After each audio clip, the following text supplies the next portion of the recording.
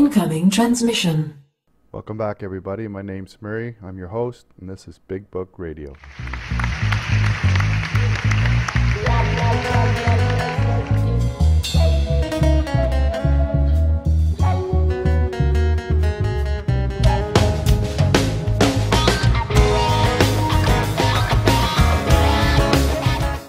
Hi, welcome back for episode 5, Big Book Radio. My name's Murray. As always, I'm your host, and today we had, it's been a very emotional afternoon, and I'm really feeling very elated and sad and excited and just tumultuous. It's been a day of emotion. I started out with a podcast organized to have Annie on Skype to record while I had Kate in the room with me, and I knew Evie was around and might take part or not. And it just snowballed from there, and it got more and more interesting, and there's a special guest. You'll have to wait till after the first speaker tape portion of the program to hear in the second hour our guest. And my God, if you ever had any question, this program could work for some and does work for some and can work for everyone. I hope this does something to dispel those disbeliefs. So welcome to Big Book Radio, episode 5, and please help me now as Annie joins me on Skype to welcome her. And take a minute and he'll settle. He'll get bored quick enough. He came screaming out when your voice first came on. Oh. And then back he went, and once he realized, it's those things. They're not real people, but Kate's real people. That changes everything. Oh, yeah, that does change it. He can smell it. That's what they want. They want that smell. Yeah. I've always said that about people, I sit and I want to meet people face to face, I always insist on that. It's never gone wrong.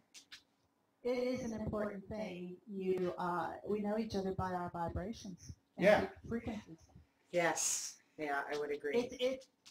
And that's the funny thing is that it's something that it's an intuitive thing. It's not that you can't say, I like that person. And don't we say it though? They've got good vibes. Or, I just am in tune with them. We say it all the time. We just don't, consciously think about it. Some people don't. I find that more people are starting to be conscious about it, though. Yeah, right.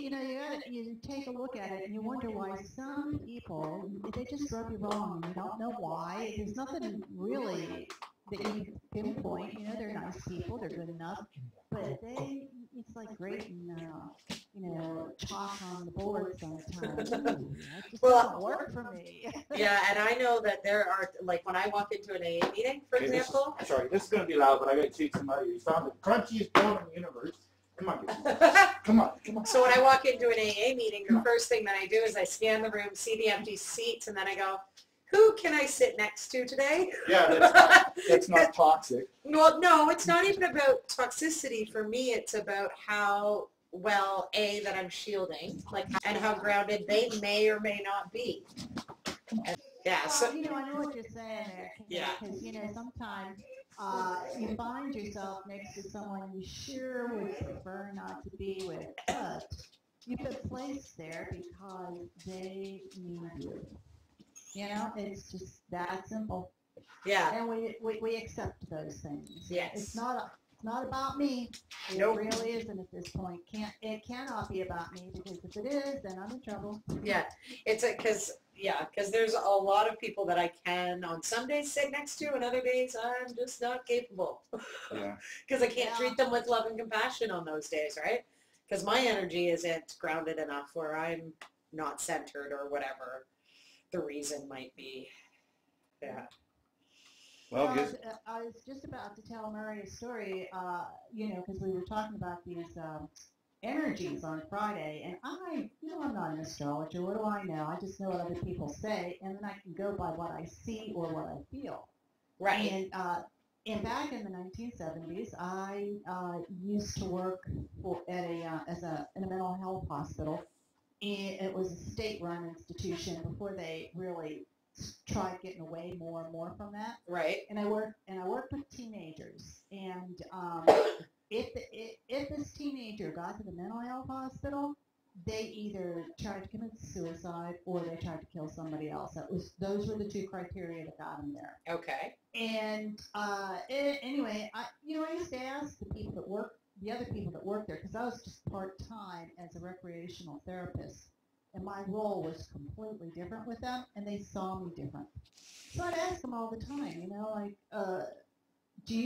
because people were just talking about the moon's effect, the full moon affecting it, and they told me they always saw an uptake. They always saw an uptake in activity close to the full moons and on the full moons. They also saw a lot of their older patients over in the other building dying in the springtime. That surprised me, in the springtime. In the springtime? Yeah. Yeah. So a renewal.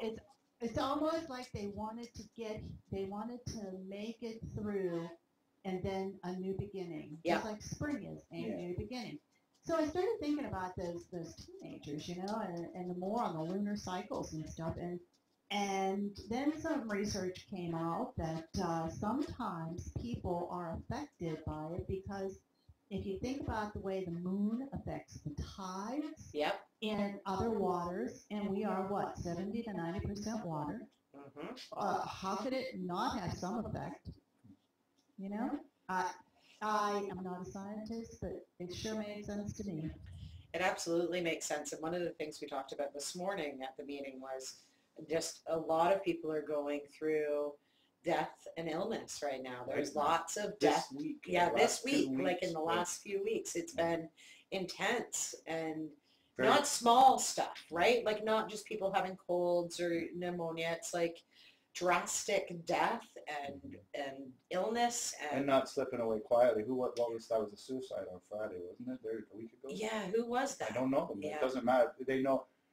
Okay, we have a friend, Greg, his wife knows them, so it's directly connected to the fellowship for sure. And there's been a lot of trouble. I'm tempted to tell people there's this astrological alignment that's 1 in 15 million years, but that's the last thing that I wanted to hear. Right. I just said, man, get to the morning. I'll be there if you need me. Let me know. Right. And hung up. Didn't hang up, but said goodbye.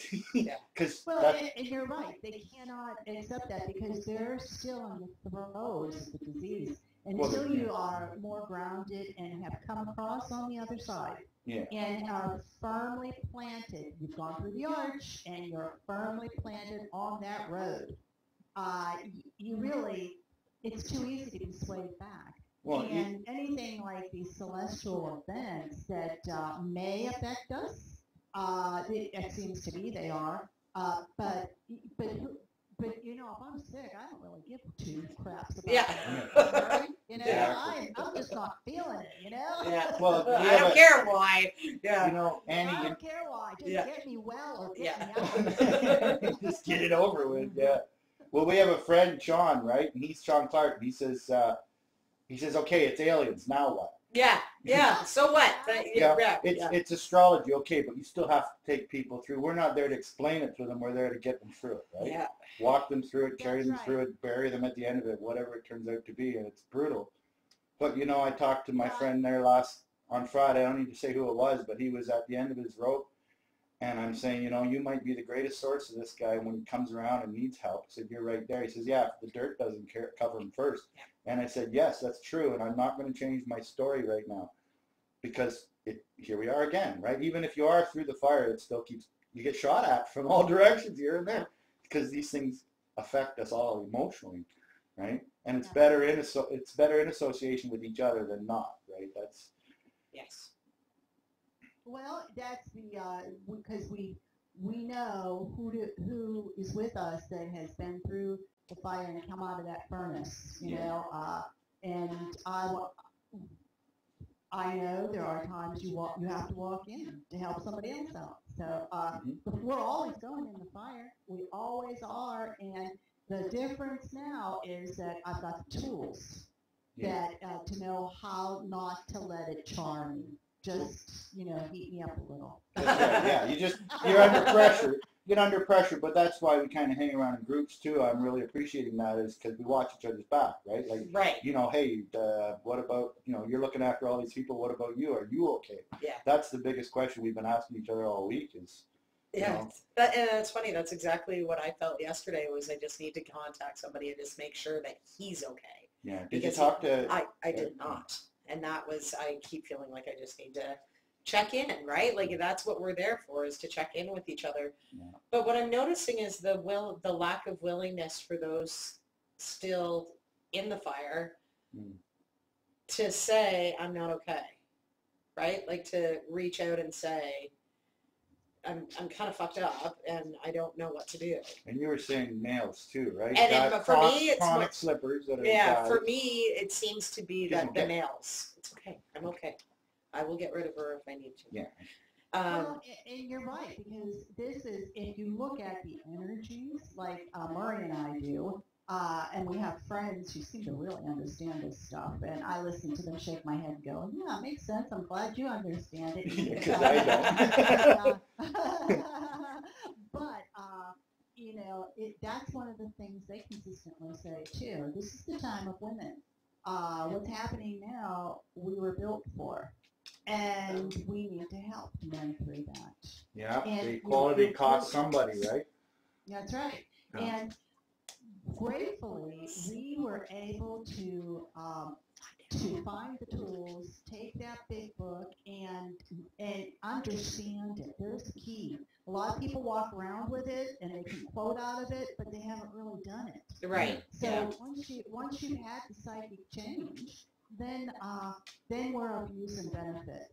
And nobody wants to admit that they're still having problems, except those people who truly have gone through it. You know, when you come out the other side and you look at that 10th step every night, that's your checklist, isn't it? Yep. And if you can say, uh-oh, I But- might be in trouble here, Yeah. then you reach out to somebody else. But there's a And- point in the beginning, though, that doesn't everybody have to the first time say, I'm fucked, I need help, right? That's absolutely right. Isn't right. that number 2? Well, but that's what I'm finding is that there's so many people who are sitting around and they're on the fringes and they're saying they want what we have, but Not doing it. not it, and it's that first going, yeah, okay, fine. That total surrender at first, that total going, all right, I'm completely against a wall here. Yeah. I'm, whatever metaphor you want to use, I'm down in the deep dark hole.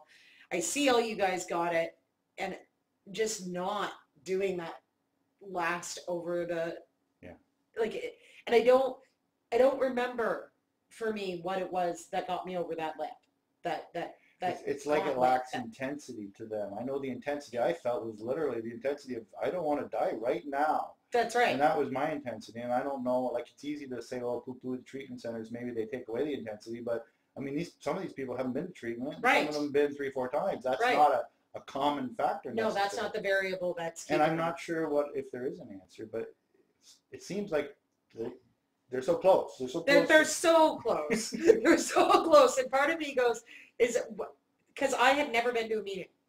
I'd never your been to a first one. meeting. Yeah. I had never looked at a big book. I had, my exposure to 12 steps was seeing it in the meeting, like seeing it in movies and reading it in books on the fringes, Which right? is just off the wall. Yeah, just not accurate perception. So what was it that had me go, all right, fine, I'll do what you say Mhm. because I have no other choice. Yeah. Like, Yeah. and why am I watching all of these men in the rooms just keep doing it over and over again and not? You know what, Kate? Sometimes here's because I've heard people say things like this: the devil you know versus the devil you don't know. Absolutely, yeah. Here I am. I know this life. I know how to get my ease and comfort. Right. I don't like it. It's like, why doesn't someone leave in an abusive relationship? I know this, but I'm afraid of that. It's precisely that, isn't Yeah. it? I Yeah. I have not experienced it. And it takes work. Ah, It yeah, takes there's that, yeah. Is it not easier And it was for me for a long time. Yeah. It's not easier to cry in my soup or my glass Yeah. or my food or whatever it is. Is that not easier, woe is me? And doesn't that not also have some perks to it? Or Yeah, is it absolutely. saying- Yeah. Yeah. Yeah, you need to come out of that comfort zone and say, this is crap, and Yeah. I really want a life like no other. I want what you have. Yeah, because they can and say I they will want it, but work not to really do mean it. Well, you Yeah. gotta work at it, don't you? Yeah. I'm at the point where I'm sick of watching it. Yeah. Yeah. I'm so sick No, of and watching it it. comes to the point where you just got to turn the page and watch some TV or something because Right. people die every day on the news. We're not built to carry the information of 7 billion people's information. I keep Right. coming back to that. We're Yeah. not built to that. We need to just at the end of the day say, okay, no more CNN, Yeah. no more death and destruction. I It's the haven't same- watched a TV show. I haven't watched a news. Yeah. I haven't watched news since I was 20. Really? So I haven't watched a news show for 20 years. We won the Cold War. Just so It you know. was sweet. But I don't watch news the shows, and hot I don't war's watch. not going so good. I don't watch news shows. I don't read the newspaper. My news is like if there is a major event, I will hear about it at work or around the Yeah. water cooler. Yeah. I don't have cable because I don't watch regular TV that has commercials because that's like when you're How do talking you about. stay informed though? You're always pretty informed, but you know what's going I on. hear about it at the water cooler. I honestly believe that any information that I am required to know, Right. I will hear about. Filter through. It filters through. It gets to me, right? Like I heard about Beale C-51, right? And I don't watch the news. I don't even know what it is. and I Yeah, do. exactly. Exactly. Or I heard about the hospital thing right Right. up here, Yeah. like this single seating service. Mhm. And I believe that it's because what needs to be. If you heard all the shows, not everybody can listen to everything. I haven't listened to all of them. I have to admit, I usually only listen to about the first half hour. Yeah. Yeah. Well, when it gets into Because- speakers you've heard before, you're not Right. And I noticed you're going to put them on MP3. They're ready to go. Yeah, I have Okay, them. I just good. don't know where to put them. Yeah. Can you post them on the what is the? The Big Book Radio. I Or don't know how to no. make it as a download. No, I mean. Hey, Murray, just as an FYI, I'm hearing Kate great, and you echo in and out. Oh, I moved that. Look at that. That's why. I shouldn't have because moved that. you it. You tried to change what was already working. Yeah. Imagine. Oh, It's man for you.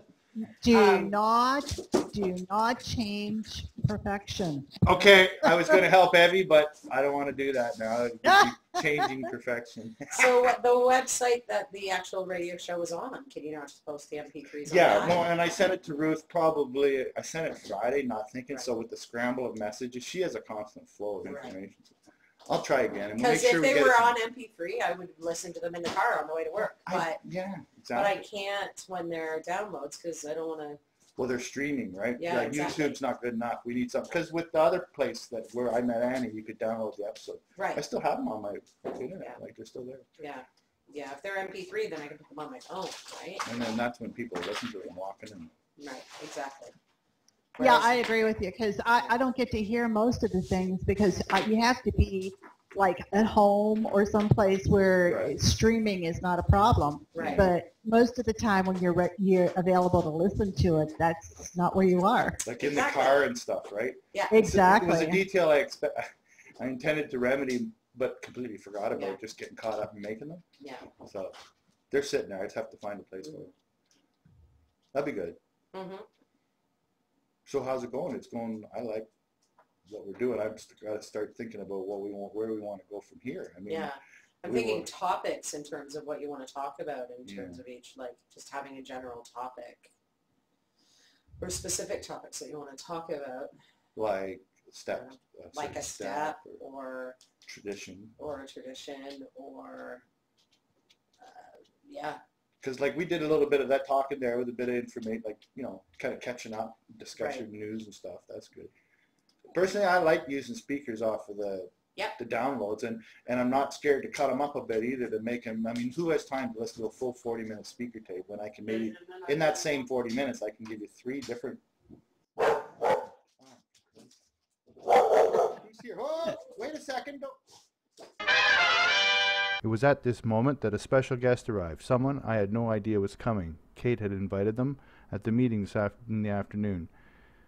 You'll have to tune in after this song by Josh Woodward, The Bottom. Find out who it was. Don't go away. We'll be right back on Big Book Radio. In a crumbling land,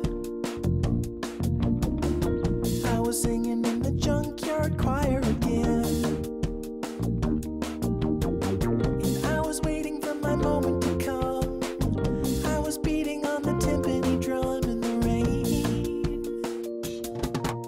asleep inside a rusty van, parked beside the taxi stand. Well, there's nothing I would ever recommend to you.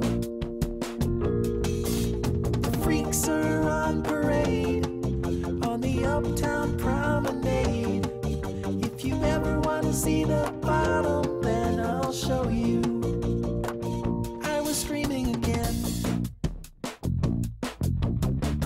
I was screaming at a hot dog vendor again. I can't remember why I snapped. Probably just a little lapse of reason. Virtues come and virtues go. I dressed up in women's clothes and strolled down 42nd Street today. And I walked up to a man in an Acura sedan. He said that if you ever want to see the bottom, then I'll show you.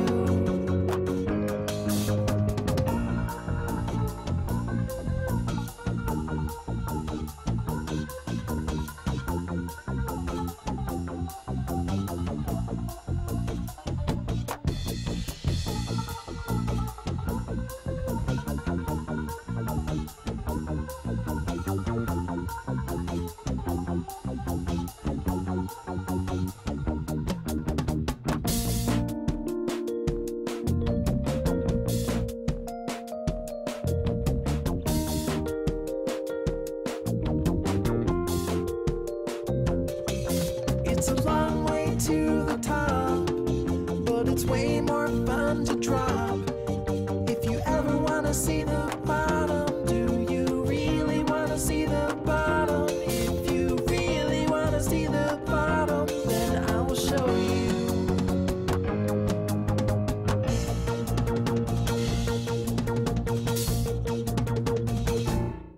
And welcome back.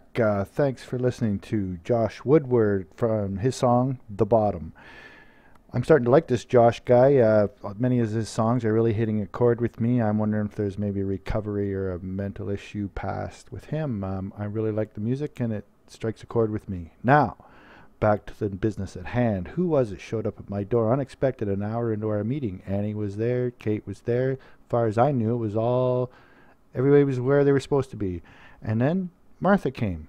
If you remember Martha from episode 1 or 2, she told a bit of her story, and then in episode 4 I had to announce the passing of her husband, Winston. And the last thing I expected to see today was Martha showing up at my door, but there she was, wondering if it was just okay if she could come in. Oh my God. It's like Christmas, New Year's, and my birthday all in one. And so please, let's listen to what happened once we get everybody in the door and settled. What a day. Thank God. The grace of God. Oh, it's Martha. How are you? Yeah. I strongly suggested to Martha. Oh, come in, come in. Hi, Aunt Annie. We have our other friend Martha here. After the meeting this morning, I told Martha that we were meeting. So. Oh, hi, Martha. How are you? Oh, she's just hugging Murray right now. Yeah. Yeah, I don't know. Martha's story, I think she shared a bit on the first episode. Yes. Come in and get comfortable. Thanks. Oh, no, I'm all crying. Come on, Annie.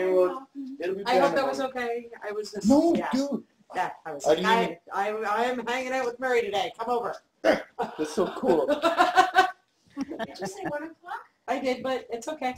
Did you change your watch? It's 2 o'clock. That's okay. You're here. Who the hell changed? We were just stumbling around, ready for a second half. We took a break. Evie came home. It's been Yes. pandemonium with the dogs and the groceries. Great. And we're sort of like, well, what do you want to talk about? Well, I don't know. What do you want to talk My about? kind of home. Here comes Martha sitting down with her new talk. Kind of home. Do you like this one or this one? It doesn't matter. Well, you sit over there. I get girl. another hug from Martha. There she is. Annie's on the little white speaker.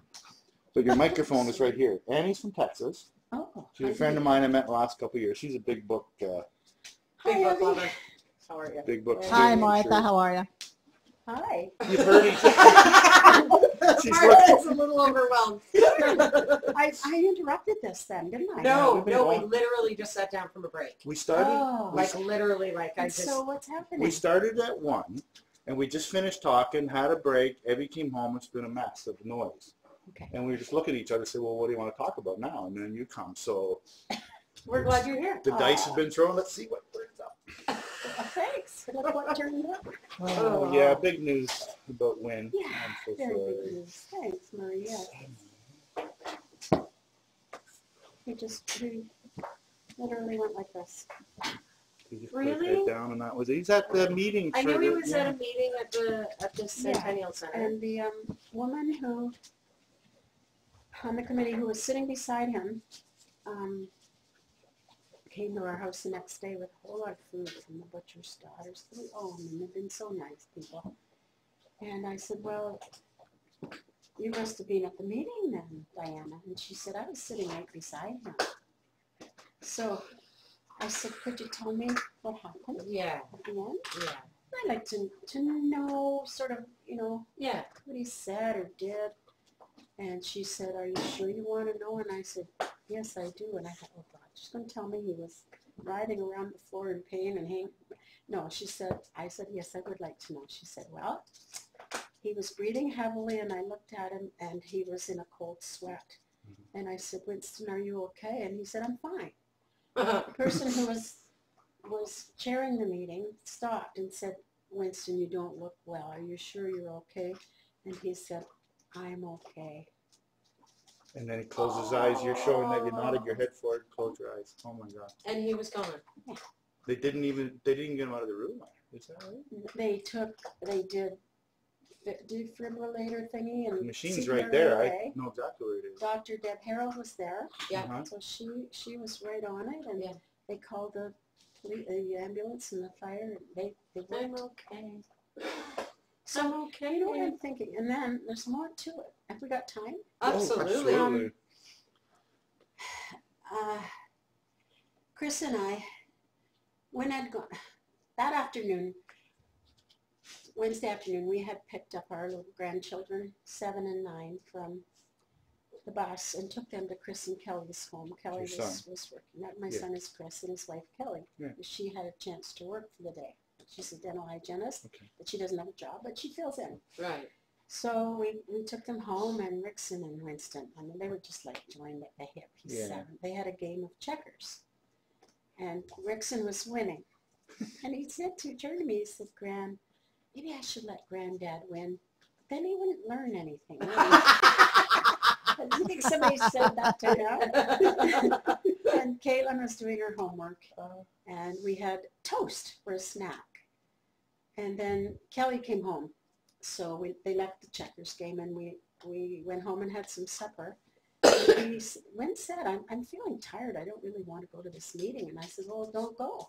Yeah. And he said, oh, well, you know, it's the second last one before the annual, and I'd like to go. And so he went. Sorry. And it's okay. Okay. So a guy came to the door about 15 minutes probably after the meeting had started. One of the, Jeff Taylor, I don't know if you No, know I that. don't know. Yeah. Really sweet man, young friend of Chris's actually. And he came to the door and said, Winston has collapsed at the meeting, and they've started CPR right away. They're taking him to the hospital, so I'm going to take you over. He said, get your coat, get your purse, Right, open the yeah. door. Right. We got into the car, and he phoned Chris on his cell phone and said, we're on our way to the hospital. Maybe you better come.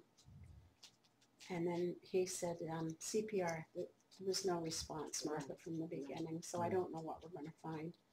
But we got there, and by then they'd been doing it for over half an hour. And they wanted us to, Chris and I, to go into a quiet room.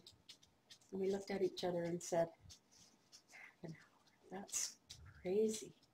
We'd want to get into the room and see what's going on. And the doctor said, well, we've been trying for 45 minutes now, and there's no response.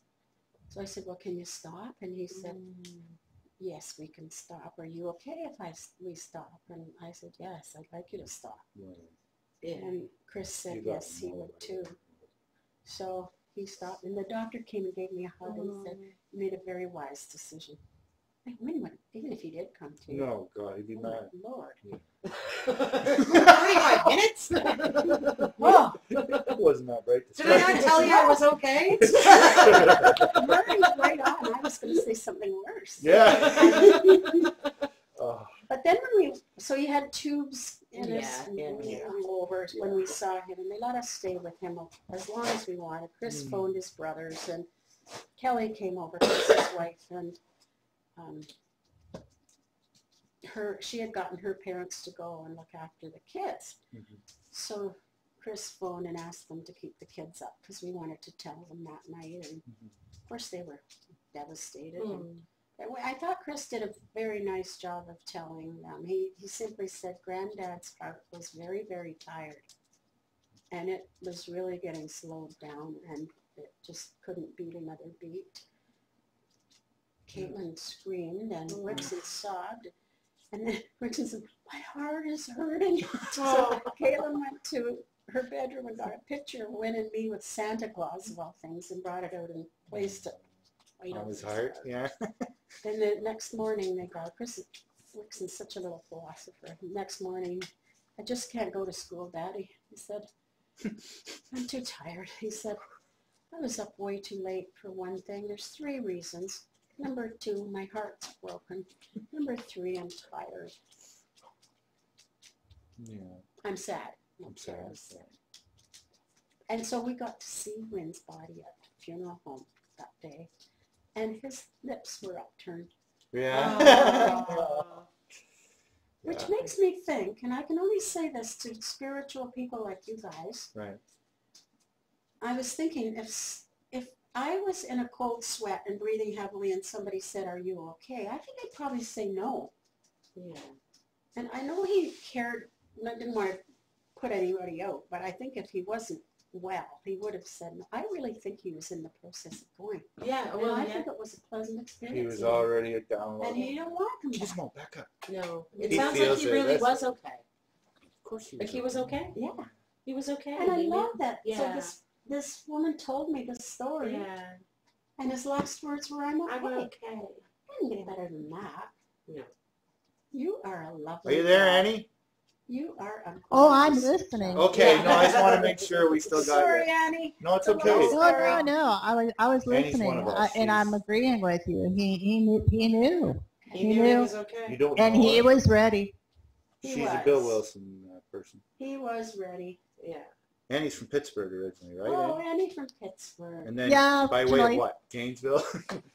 Gainesville, Florida, a lot of states, believe me, but most, but a good portion of time in Gainesville, Florida, and now here up in the hill country of Texas. Oh, The Hill Country, East Texas, like Yeah. away from the Gulf. Yeah. wow. Nice. Where it's warm. Well, yeah, we're a little bit north of Austin, just right across the county border from Austin, and we have very similar weather to what we had in Gainesville, Florida, but with less humidity and a nice breeze. So in the wintertime, it'll get cold, but nothing like what you people have, you know. Exactly. We're willing to share. Yeah, no, nothing. I mean, we're not talking about the need for snow boots or anything. Nothing like that. No, eh? We might get some ice days, but that's it. Yeah, so we're 4 episodes in. Did you find my Big Book radio channel? Probably not yet. Did you? Well, I've looked at what you sent. Okay. so far, but I'm not lately. No, So obviously. I'm Yeah. not sure where I'm at. So with yeah, right now I'm at a swivel point. I kind of promised myself 4 episodes anyway, you know, Uh-huh. just to kind of lay down that now there's people want to know, well, what's this all about? I can refer them to the start when you catch up, you know, but I'd like to have an ongoing discussion. Just, you know, Annie and I, last time we talked, it was 2 weeks ago, and we got some pretty good information about maybe the origins of the same process of living, the big book. I'm trying to tie it to the Gnosticism, right? And that's helped me, Annie. The green tablets. Well, you know, it was we were She knows. directly with the Hermetic teachings. the Kabbalion, and there is, if I recall, you had an awful lot of almost direct passages with a little bit of the Bible too, didn't you? And maybe some of the Emerald tablets. You can take a look and see that this goes way back in to the Gnostic times. That when I don't know how those Bill W. and the others did it, but they sure pulled out the esoteric knowledge and the deep wisdoms. Yeah. I don't think it was a conscious thing. Oh no! It was No, given no. to them. It was given. And the yeah. thing that Annie and I talked about in the last one, and I'll just reiterate it quickly, is the idea that at that time, this is now, if you get this whole Pisces, Aquarius, age of Aquarius change and shift and everything, this is, okay, the overarching idea is if there's been civilization for as many tens of thousands of years as we're starting to realize, they've been in and out of these cycles, have been, what, 2-3 times around the zodiac, All right. right? And if they get a golden age, they got to get smart enough to know that the iron age is coming and it's going to get crappy. We got to put this stuff where it's not going to get, first of all, lost, second of all, co-opted by assholes. Right. Right. And they did their best, and I think a new cycle's coming where this stuff is useful. And I mean, I see it all around me. And in the early turn of the century of the 1900s is when all this weird shit keeps showing up, that she talks about the Emerald Tablets, the Dead Sea Scrolls, the Urantia book, all, and Bill Wilson with the 12 Steps. I mean, and let's not count out the Book of Mormon. I mean, I can't say that's not new. That could be new. I don't know. I have ignorance about it. I actually have a friend who's a born Mormon, lives in Utah. He's from Port City. Do you know Stoneman's? Yeah, Glenn Stoneman is my brother's age. He lives in Utah. He's a construction guy. I got him listening, so maybe he'll come and tell us a bit about that. I don't know. Wow. But it just seems to me there's an overall increase, and here we are with a little piece of the pie. And I think it's almost not a key. It's just it's a wrench in the toolbox. Right? Yeah, we talk about a kit of tools, right? Well, it's a spiritual, like, I have a friend who talks about the 12 steps of spiritual kindergarten, that this is the start, right? Yeah. That if you have nothing, you don't have a base, and you're sick, then this is where you start from. Right. Let's get down to is it brass taxes? Is That's that the word, brass tacks. Yeah. And I have no idea what Those it are means. brass tacks. They're holding on that. Oh, Well, there you go. Yeah. So this is where you start. Yeah. Right. And And then you follow. That's why the 12th step says practicing these principles in all our affairs. Yeah. But it's that's where you jump off from into your other spiritual explorations. Yeah. Right. It's an option for sure, right? I mean, I look at it like a first aid kit. I always talk about medics and stuff because people are brought up. I honestly think, like a guy like your husband and you were brought up in the Anglican church. Never did us any harm. We learned the literature. We learned the traditions. The people teaching us were from old school England enough to know the pagan, I'm saying in quotations, pagan roots of it, which were, now we look, it's just a natural way to live, right? And so people exist with good character. And then you see people, we were talking before you got here about, we see a lot of males that are very broken about my age, and they constantly in and out, slipping, never can seem to get it. And why is that? It kills us. You know, there's been trouble in town, right? Yeah. And I think that's part of it. It's just there's been, I don't even know if you could say incorrect programming, as just lack of programming. And so people show up here, we got like the bandages and the gauze, and then, but it's on you on 12th step and 11th step to take it to the grade 3, go to grade 5, work your way through college. And that, if you're 50 and you find out you got to get from grade 4 to college, I was pissed. I was mad when I was 35 and I had to learn shit I should have known when I was 12. I wasn't very happy about that, but you know, I've been at it. Been at it for a bit. Yeah. Sorry, Abby's walking around. That's great. Do you want to sit here? No, I So have closer to- 'cause no, I I can don't hear. know how much I'm going to participate. What? Why is that? You can't hear? Oh, I can hear. Oh. Yeah, No, it's okay. I'm just enjoying, and I'm loving the listening, Soak it up.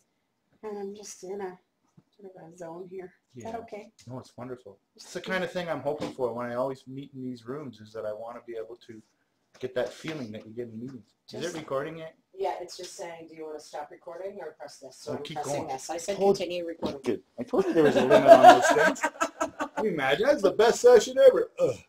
So Kate, I wanted to just piggyback a little bit about what you said about this. Sure, Can you hear me? Yep. Okay, about the the 12 steps just being the beginning. Remember back before, whenever Murray mentioned that the way you guys do it is you're doing triage. You got your bandages. You're getting people healthy. Right. And the way the group that my tradition comes from, it is open heart surgery. It and everything for us, everything is so particularly worded and delicately and intricately put within those 12 steps that it doesn't matter what other spiritual tradition you go to, it's there. Yeah. It's and you only really get it and recognize it when you really work it, and not just fly through it. You really work it in-depth process. It is transformational. So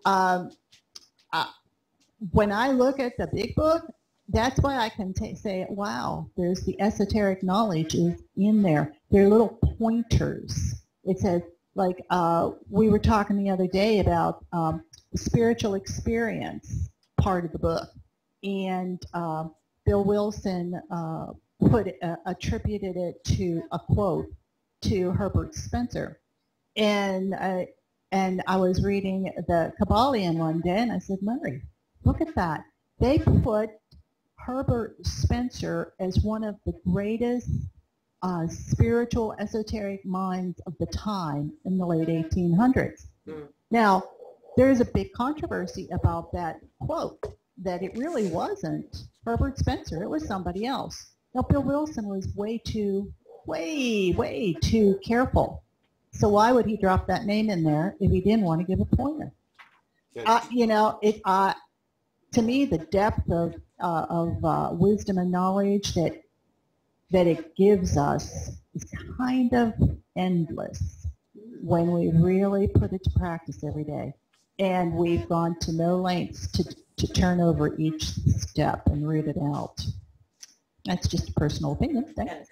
No, and what I was trying to say was that often when people get to after, at least from my experience, I thought, oh, I have to continue searching and finding a religious sect that would match my views. And in all honesty, I've yet to find one except the 12 steps, because as I've searched other religions, I've discovered that everything that every religion attempts to teach is found in the big book. The spiritual principles are not unique to the 12 steps. They are ingrained in every religious organization I've ever explored. And that was what I meant by spiritual kindergarten, that the first run through was kind of like, here you go, here are the basics.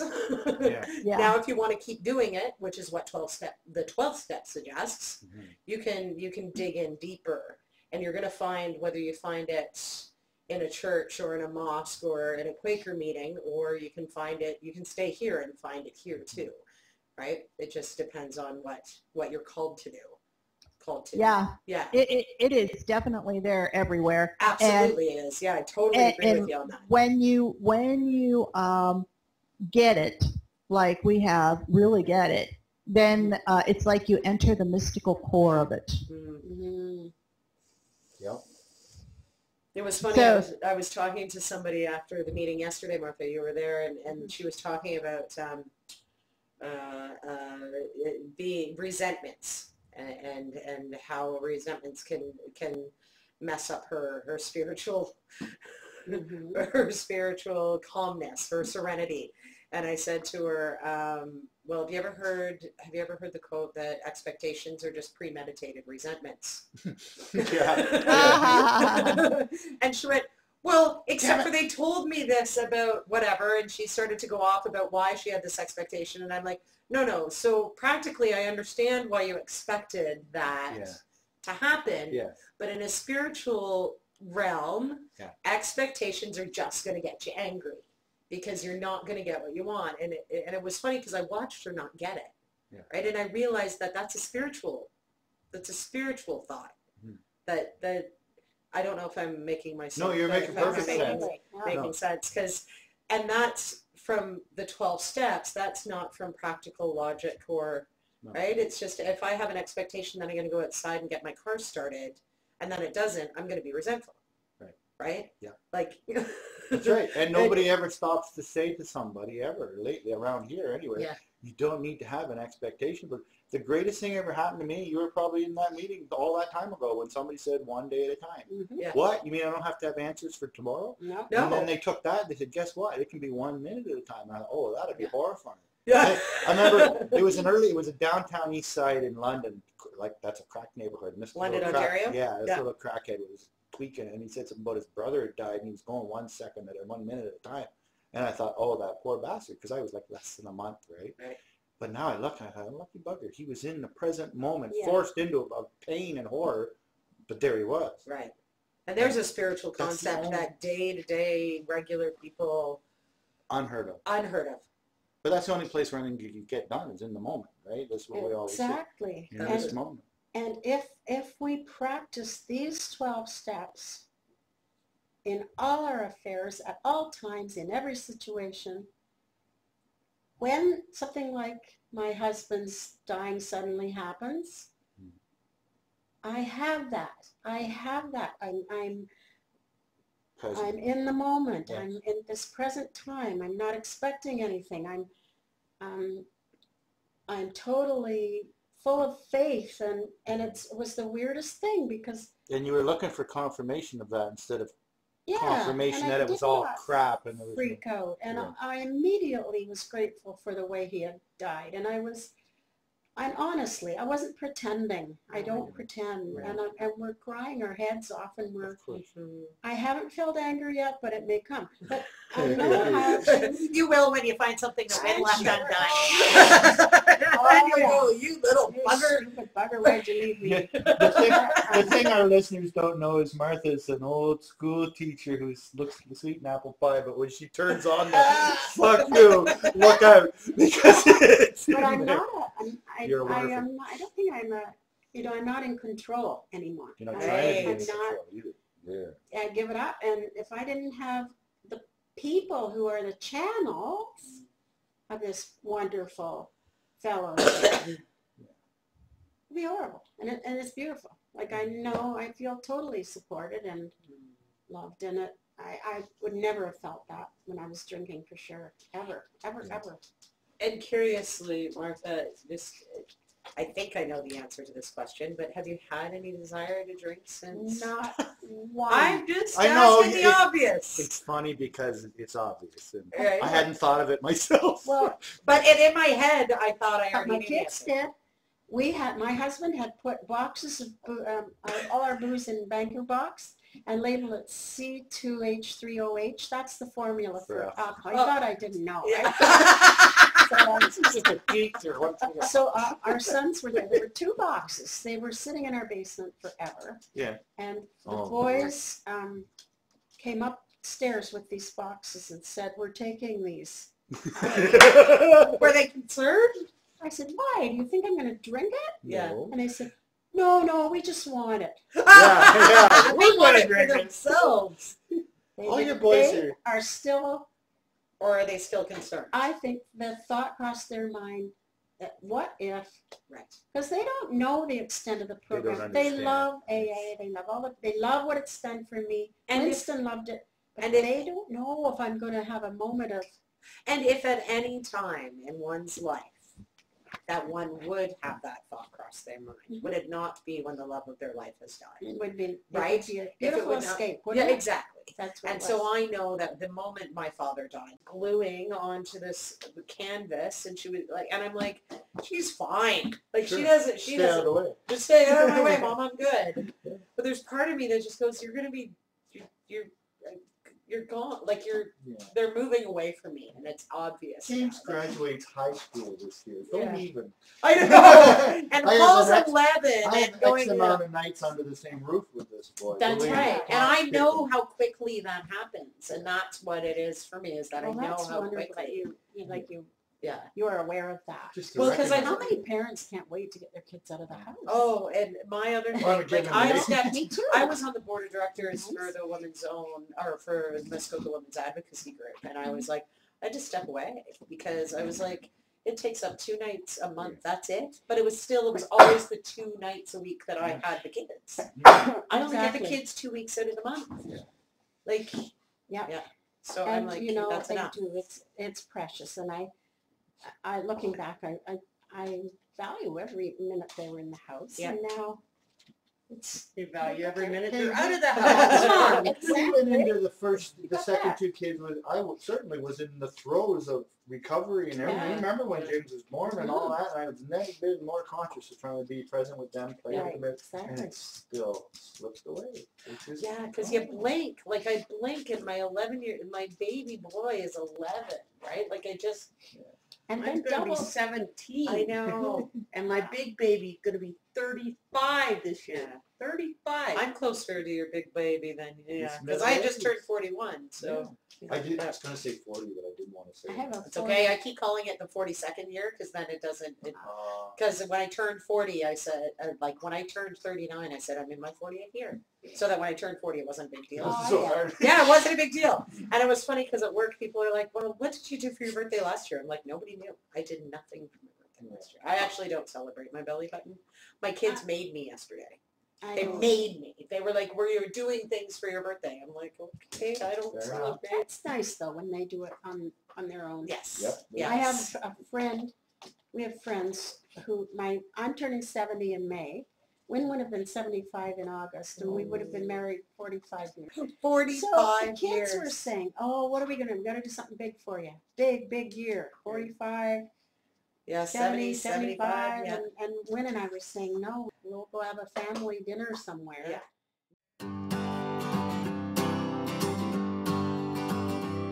You take coffee with your cream, you squeal like a teen, and the Hugh Grant stuff you've watched enough, you mumble it in your dreams. You rock out on a broom and mangle some tunes. On weekends dance in jammy pants until the afternoon. And I know it's hard to think that someone could be in sync with all your eccentricities. You're perfect in the perfect way. You're perfect and I hope you stay. Your goofy little self eternally. Whoa. I'm weird like you, I know it's true. I'm in the clouds up there with you. You think you're flawed, but wouldn't you agree? You're perfect for me. Talk to yourself and answer as well. You read ahead on Walking Dead before you watch the show. You eat bread with fur, you still call me sir. There's a piece of gum from 91 that's hiding in your purse. But no matter what I sing, I wouldn't change a thing. You're my postmodern masterpiece. You're perfect in the perfect way. You're perfect and I hope you stay. Your goofy little self eternally. Whoa. I'm weird like you, I know it's true.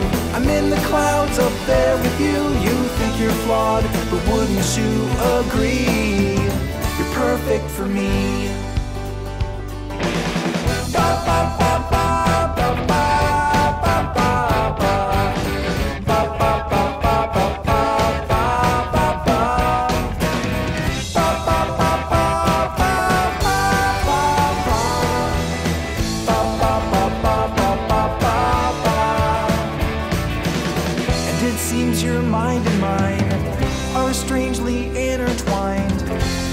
that's just A-okay with me. You're perfect in the perfect way. You're perfect and I hope you stay. Your goofy little self eternally. Whoa.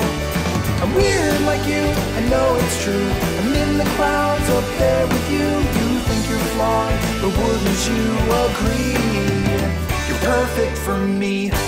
And welcome back. That was Josh Woodward again with the song Perfect. I dedicated that to my wife Evie. That song just screams her personality and our relationship, and I love you, Evie, and I'm glad you're standing by and while I do all this craziness. For the second half, I'd like to introduce a couple of the first two non-AA speakers as far as I know on the program. Joe Rogan, many of you heard me talk about him on and on and on ad nauseum. He's a favorite personality of mine. He's the star of Fear Factor back in the day. He appeared in News Radio. He's the UFC commentator on a lot of their shows. He's 3 black belts, 2 in jiu-jitsu and 1 in kickboxing. And he's the Oprah for guys. I've learned so much about development as a male and guy-oriented things. And his guest on the show of this part that I'm going to play is Aubrey Marcus. He's president and chief CEO of On It Labs. He and Joe are good friends, and he writes a blog called Warrior Poet, and there's lots to be learned from this fella too. And he hails from Austin, Texas, not too far from my friend Annie. So I selected this cut for the second half because of all the little problems we've been having at home in my little community, and Kate raised the question in the first half, if you missed it. Why are men, she has so many problems, we all do, with men who are so vulnerable to chronic addiction, relapse. They just keep going back. And we struggle with a common factor and struggle with our own safety from these people who just don't seem to get it. So let's let Joe and Aubrey kick this around from their point of view. Joe Rogan Podcast, check it out. The Joe Rogan Experience. Train by day, Joe Rogan Podcast by night, all day. Starbucks. It didn't really matter. When Michael Douglas was telling a story, it was like, whoa. He's had a lot of experience, man, including like catastrophic failures as a parent. You know, he's got a son that's in jail for drugs. That's got to be like really weird. You know, that often happens with those big time movie star fellas and gals. They become big time movie stars and they just don't have enough time to raise their kids. And then the kids are around these like really super unhealthy environments, and you know, a lot of like empty pleasure environments and a lack of understanding discipline, and then also genetic predisposition to addictions that he had, and obviously his son Charlie has. You know, who knows who other folks in his family might have had as well. It's a bittersweet life. Yeah, it's challenging, and I think the way that I look at it is it's extra pressure. It's not like it's inevitable that you're going to be fucked up in that situation, but it's extra pressure, and so you have to do extra things to be able to combat that. Yeah. You know, you really have to focus on your discipline. Do things like, you know, spiritual journeys and meditation and psychedelics and things that you got to say, listen, this is going to be the pressure of the world in this situation is going to try and steer me this way. Yeah. So I got to overcompensate by working that much harder to make sure I stay grounded and stay balanced. But those, you know, those mechanisms aren't in place and they're not part of mainstream understanding. So, you know, whereas maybe in 50 years, a person like Michael Douglas will be like, listen, here's your 18th birthday. You're going down to Peru. I know this shaman really well. I'll see you in 2 weeks. And then every year thereafter, you're doing something else, you know, staying in an ashram for 2 weeks. Or he's got to know that there's so much pressure that he can help kind of guide this. But right now, it's just nobody knows that much. Yeah, could you imagine if you grew up and your dad was a giant movie star and you go on the red carpet holding your dad's hand and you're like, also, you have to live in that guy's shadow. Yeah. You know, like, what are you doing, man? Oh, you run a bakery? You're Michael Douglas's kid. Right. Your fucking dad's he won the Oscar. I don't even know if he won an Oscar. I'm sure he did. I'm sure. That's something or another, but, you know, what a fucking weird batch of pressure that is. You know, I have friends that their dads are, like, pretty successful, and they still, like, they're adults. They live under the shadow of their dad, even if they're more successful than their dad. It's like, see? You know, fucking I passed you, Dad. No, you didn't, Dad. You know, yeah, it's a weird dynamic. They call that like the Oedipal complex, right? Where you have that urge to kill your father. And it's not literally kill your father, but it means to overcome, what his greatness was. Be better than him in some way or another. And fuck your mom. And fuck your mother. Yeah, that's another. I don't even know how to explain that part.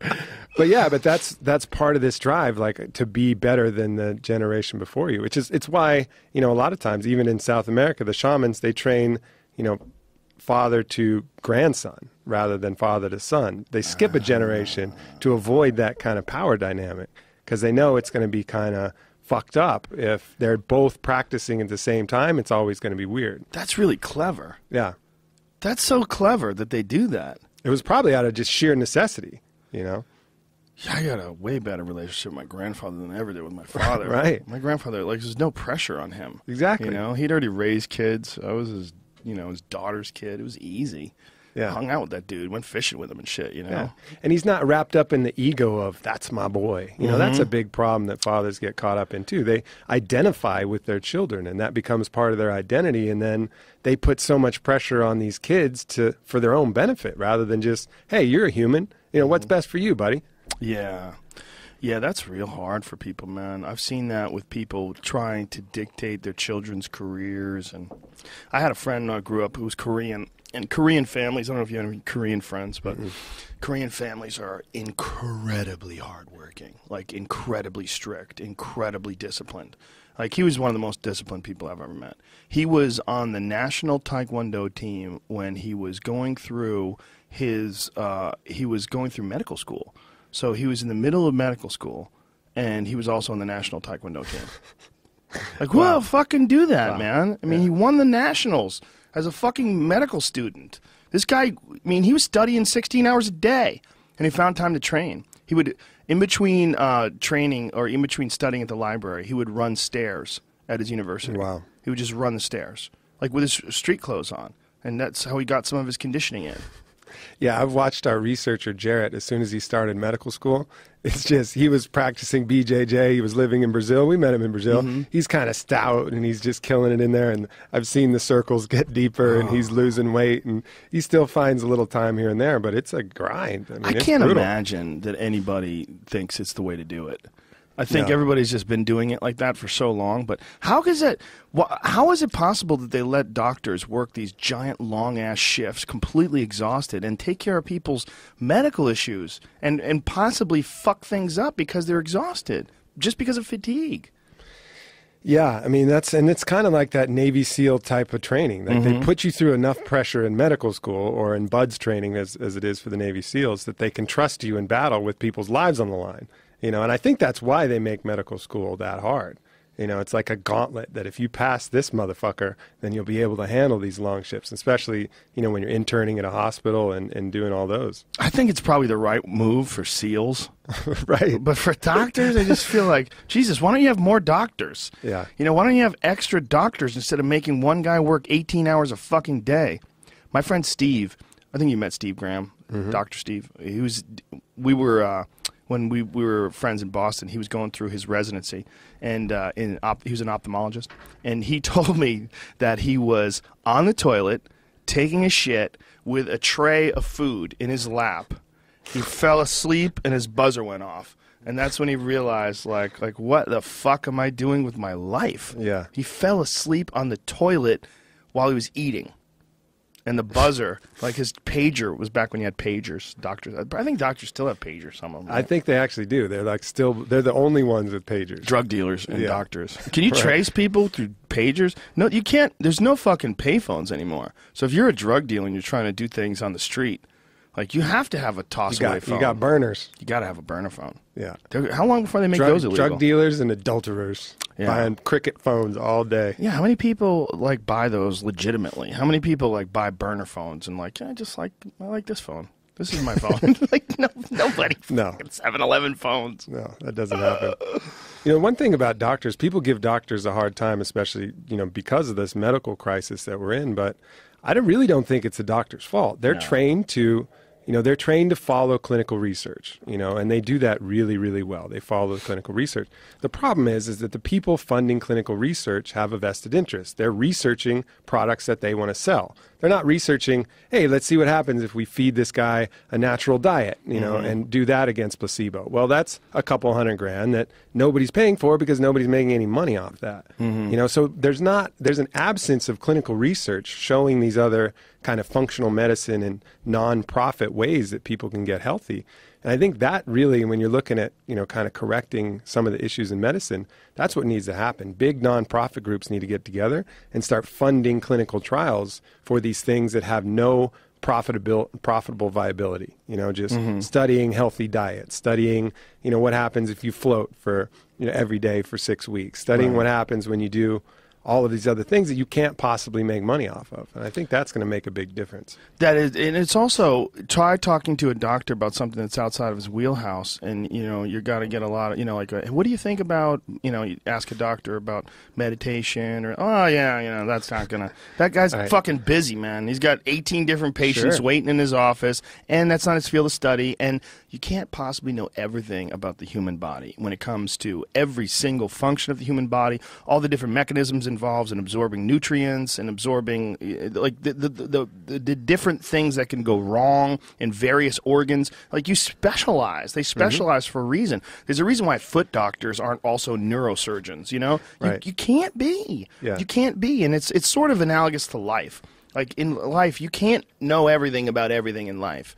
And doctors you run into a lot of doctors, and you don't want to trade bodies with them. You go, like, you're a doctor. Like, you're a guy who's supposed to be, like, managing, like, the health and wellness of these people that are in your care, at least as far as fixing them when shit goes wrong. But you've got a pot belly, and you don't have an ass. Like, you have bad posture. Yeah. Your neck is kind of slumped forward. Like, and you're a doctor, and so you're not on the ball with everything either. No one is. It's literally a virtual impossibility to be complete as far as your education about the entire human body and every single organ and everything that can go wrong and everything that you could do right to prevent all these things from going wrong. And to really have a deep knowledge in the benefits of all these different things like yoga and meditation and super healthy, nutrient-rich diets, you got to do it. You have to actually do that. Absolutely. You have to have a shitty, like Rich Roll, who's going to be on the podcast again soon.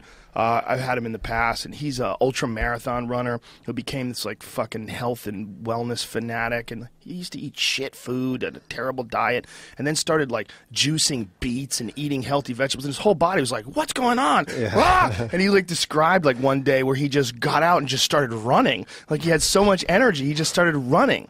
Well, it takes a guy like that to give you, I mean, obviously it's an anecdotal experience. It's just one guy's take on what happened, but those stories are super important to so that you know that is, if you really do change your diet and throw a bunch of healthy, like really low fat meats and high nutrient vegetables and eat really healthy foods, you will feel different. Like, your way you interface with the world will feel different. Yeah. Eat a lot of avocados and coconut oil. Get those healthy fats for your brain, and you feel different. No doubt about it. This it's isn't undeniable.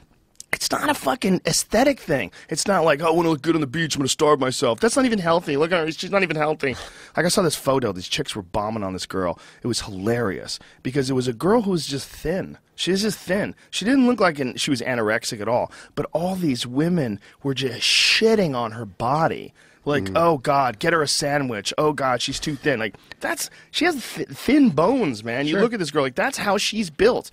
But nobody wants to accept that. They want to think that there's something wrong with this girl. You're supposed to be overflowing over the top of your fucking jeans. You're supposed to have, like, big floppy meat bags in between your legs that rub together when you walk. It's easier to think that than to go the other way. That's healthy. She's not healthy. The best doctor I know is Dr. Engel, and we work with him and on it. And so he was trained as a psychiatrist, clinical forensic child psychiatry, got his MD, and then was like, I don't really think this is the whole picture. So he was like, all right, I'm going to go completely the other way.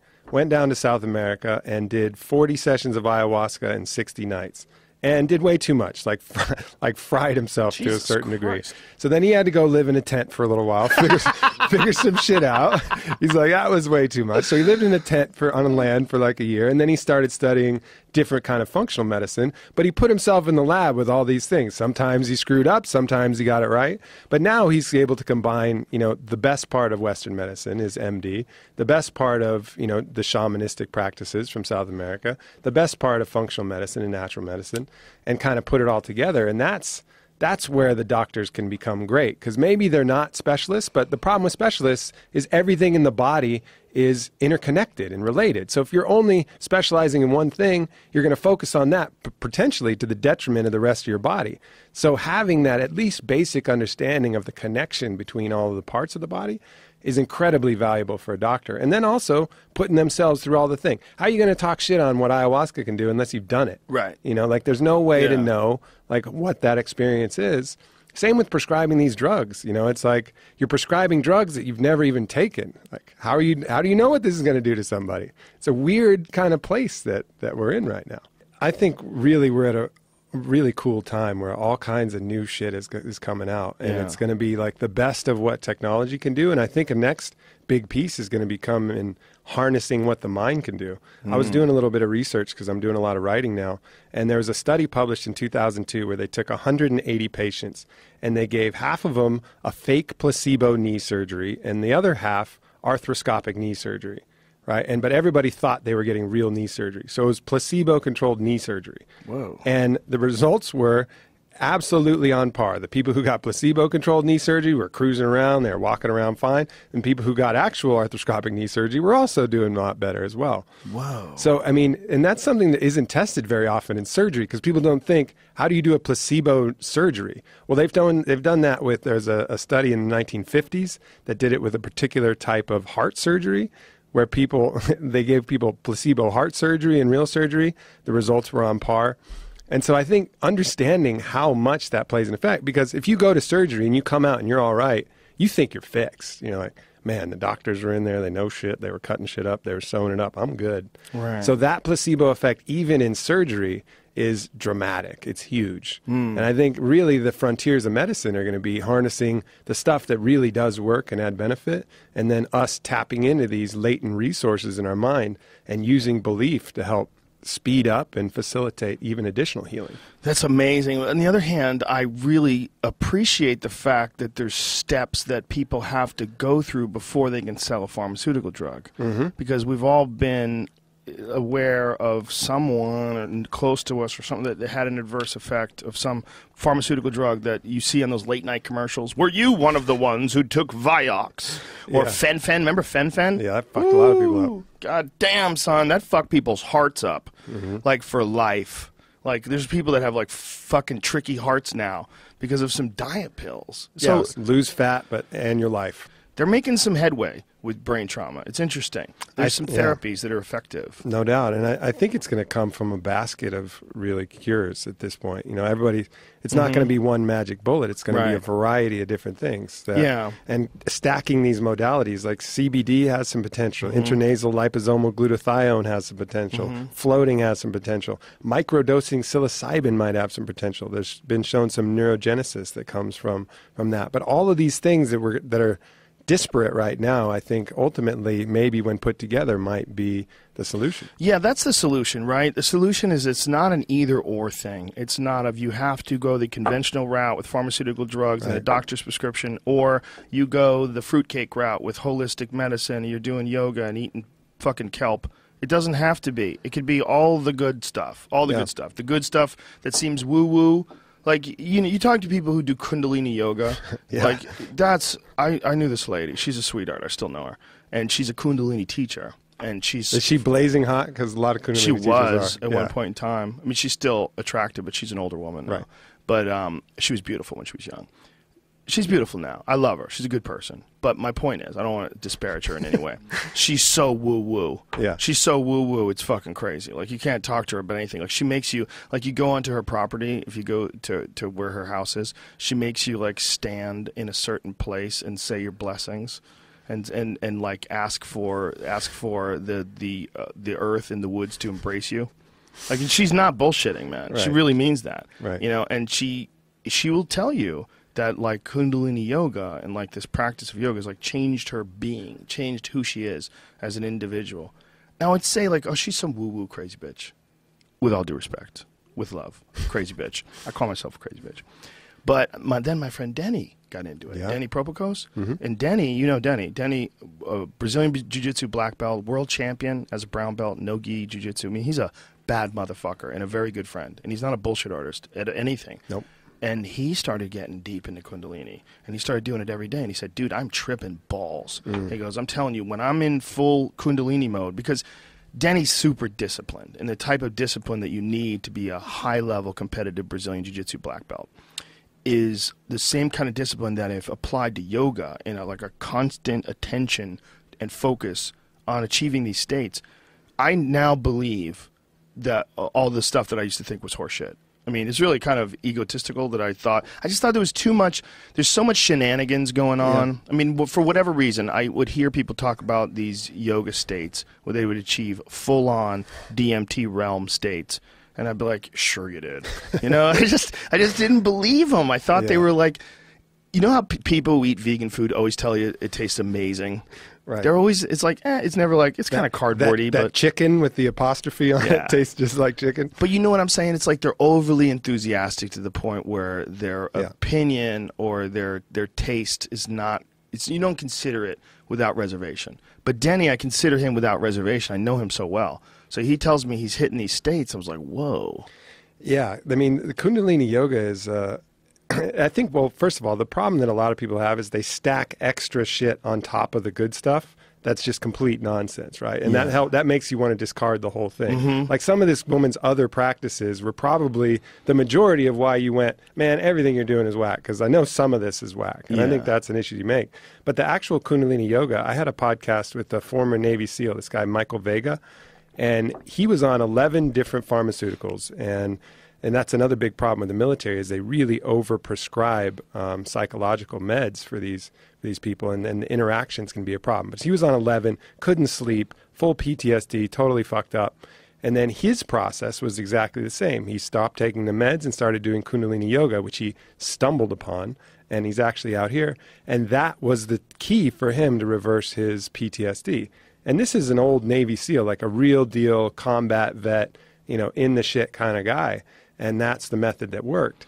You know, it kind of makes sense if you think about it, because that applies to almost everything else, that there's someone out there that does it so well that if you experience them doing it, you go, oh, now I get it.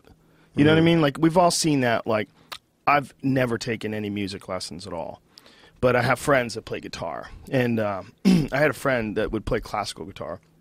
He'd do flamencos and shit, and he would grow his fingernails long and shit, like the whole deal. And he had to like put nail polish over him, and he was my friend from the time we were like 15, and he would go crazy with this fucking guitar. You could see his fingers move, and he'd play this crazy flamenco music, and you would realize that it's possible. But until I saw him do it, like with my fucking fat stupid fingers, and like I guess you could get there, but I've never seen anybody get there. You know what I mean? You got to see it. Yeah.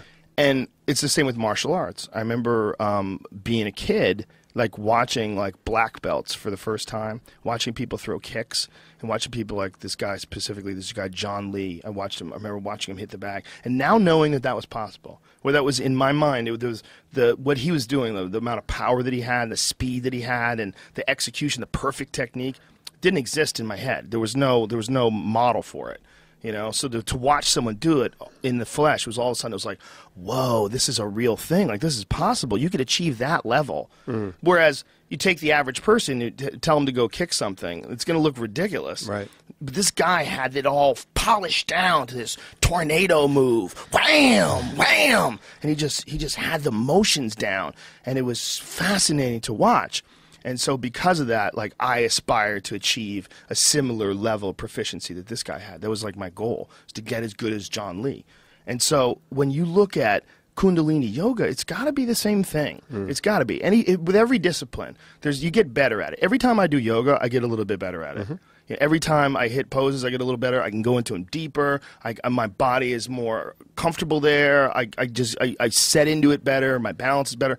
And you got to think that I'm not doing it that often. You got to think these motherfuckers that are doing it every day, they're getting into these crazy places. And I'm not doing Kundalini yoga. I'm doing just stretching and all that kind of, I don't know what you would even call it, like what the discipline is. But the Kundalini is specifically designed, according to Denny, to try to stimulate these psychedelic states. Yeah, and what they're using is breath. And, you know, you can get that in a variety of different ways. And the other thing that I've done is called holotropic breathing, which is pretty much like Kundalini yoga without the yoga aspect. And Kundalini yoga has very little to do with stretching. It's mostly getting in postures and breathing really, you know, deep breaths frequently and kind of visualizing, and some visualizing drawing energy up from your Kundalini center, which is the base of your body, and then doing these breath works.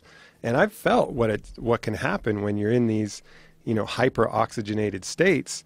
And it's really, really powerful. I haven't done the Kundalini yoga in like a proper session. I've just done it a little bit where you kind of bounce up and down and you're breathing and getting these things. But it's accessing that same mechanism, which is basically flooding your body with oxygen and creating these seemingly psychedelic states.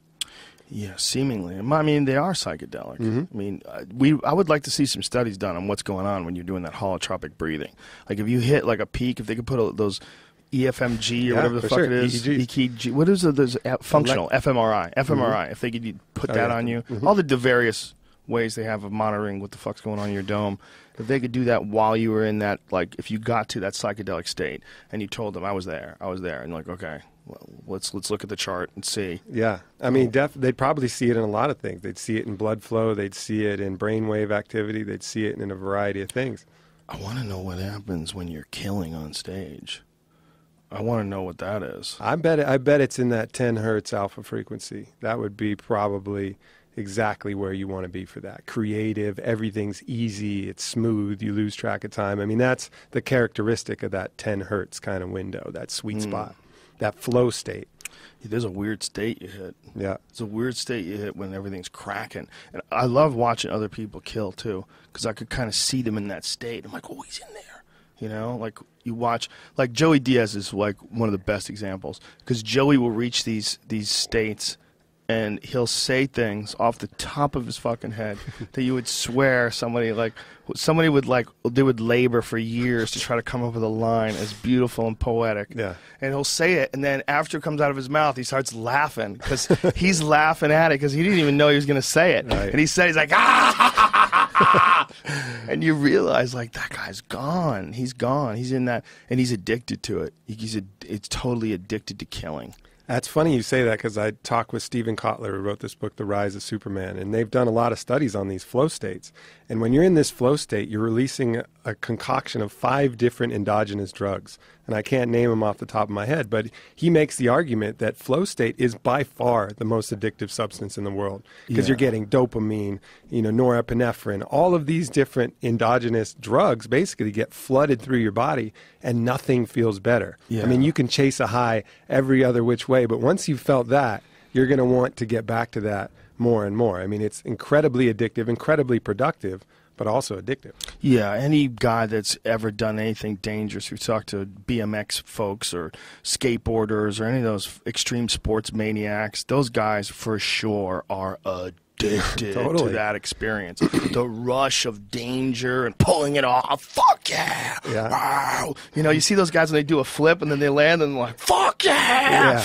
It's like the universe is charging them like Highlander and shit, like a lightning bolt's going through them. If you'd watch Chuck Liddell, when Chuck Liddell would win, he's the best example of that state because he would win and he would throw his arms back and roar and yell with his chest poked out to show it. You could and hardly anybody are ever going to feel that same thing. But we can all taste it in our own certain little ways. But if you could bottle that feeling, forget about it. Everybody would just hit that button as many times as possible. You can't. You can't. You can't. And you don't deserve it. No. You don't deserve it. You have to do what he did to get there.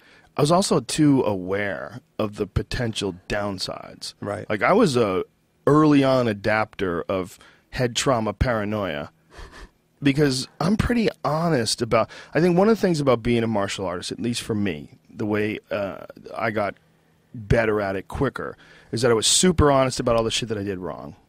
I never tried to pretend anything was better than what it was. I would look at everything and I'd never be satisfied. All the techniques, I'd like, that's not crisp enough. There's not, the weight transfer is not hard enough. There's like whatever it was. I'd be like, I got to just keep drilling this over and over and over again. And because of that, I was like acutely aware of my performance levels, which is why when I started getting hit in the head a lot, I started looking at the performance of my thinking, and I was like, something's off.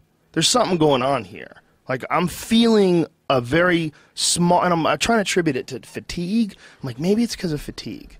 Maybe it's because I'm tired, because I've been training a lot, because I'm fighting. And then I was like, maybe I'm getting hit in the head too much. And then I was like, whoa, fuck, man. This is. And then I started thinking about these people that you see in life. Like, you run into some old dude, and he's hunched over, and he's got a cane.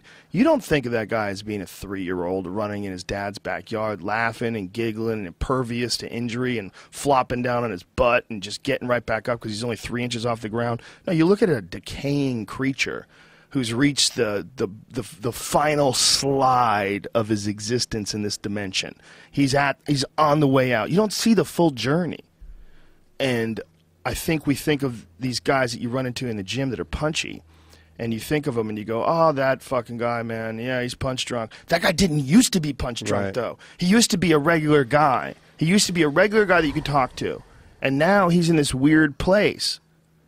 And I didn't compete that long, especially like with a lot of head blows.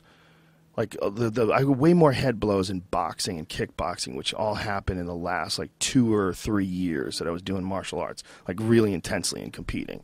So I don't think I took too much.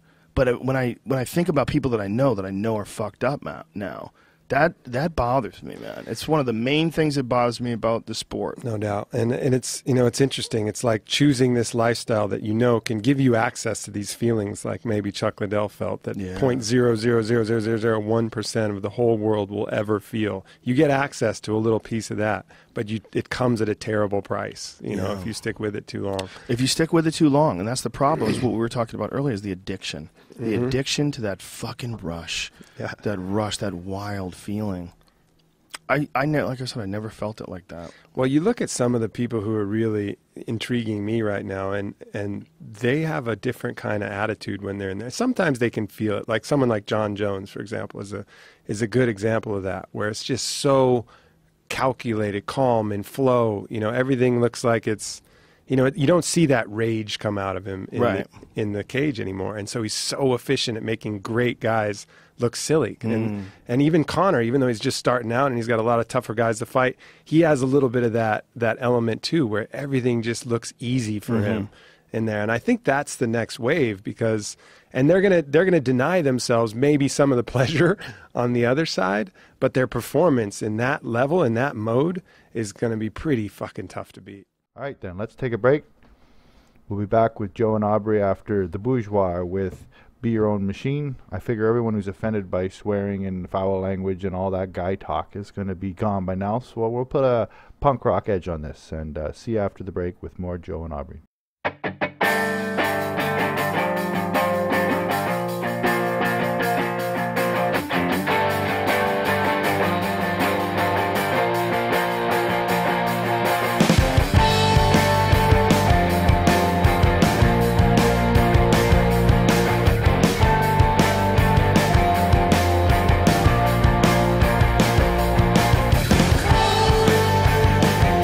Around my neck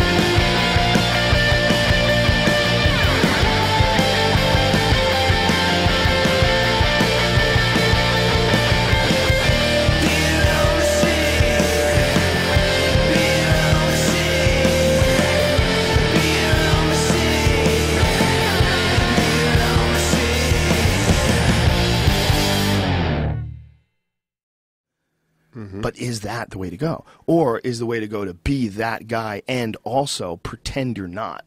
Yeah. To fight like you're a regular dude. To fight like you're a guy who doesn't have ridiculous explosive power, but always have that on tap and know when to release a little bit out of it and then pull it back. A little bit out of it. That way you can get that Frankie Edgar pace. Well, it's not only a proving grounds for strategy, like you're talking, which is amazing, but it's also a proven ground for mental conditioning. I mean, this is the place where there's absolutely zero room to be at less than your potential. And you see that all the time. You see fighters come out, and for whatever reason, you know that a different operating system in that body would be fighting that night better. So for whatever reason, they weren't reaching it. And then you see the converse side, like TJ Dillashaw versus Barao when he came out, where you know he's on that bleeding edge of 99.99 of his potential of what he can do at that given point. And the states that they get in to get themselves that way, the practices. Yeah. You know, John Jones, when we actually ran into him before his last fight at dinner, and he was talking about a really interesting practice that he was doing in which he was going through all of the worst case scenarios that can happen against Daniel Cormier. Daniel Cormier taking him down, all of the worst case. And he said, and I've accepted those and I'm fine with them. And for him, that was releasing any fear that he had of what might happen in the ring. And that's what, and Daniele Bolelli pointed this out, that's also what the samurai would do before battle. And this is described vividly in the Hagakure, the Book of the Samurai. They would vividly imagine in their mind all of the different ways they could die. Gutted and eviscerated, their guts spilling out in their hands, an arrow piercing their neck. They would go through all of these different scenarios in their head, be at peace with them, understanding that death was coming to them all anyways. And then that way they wouldn't fear these scenarios, so they were fiercer in battle. So these techniques that are getting re-innovated by people like John Jones are really, amazing to see, because a lot of times innovation comes out of necessity, and there's no greater necessity than another killer trying to pummel you in front of millions of people. Yeah, the people want to say that it's 99% mental or 90% mental. That's not really true, because no matter how strong your brain is, John Jones is going to kick your fucking ass, okay? John can be drunk, on coke.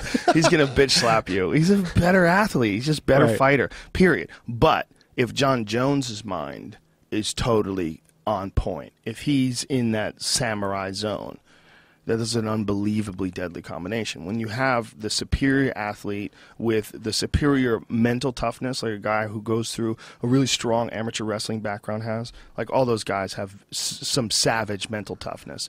And you add that to like some sort of meditation practice or some sort of, a lot of them are using hypnosis now, which is really interesting.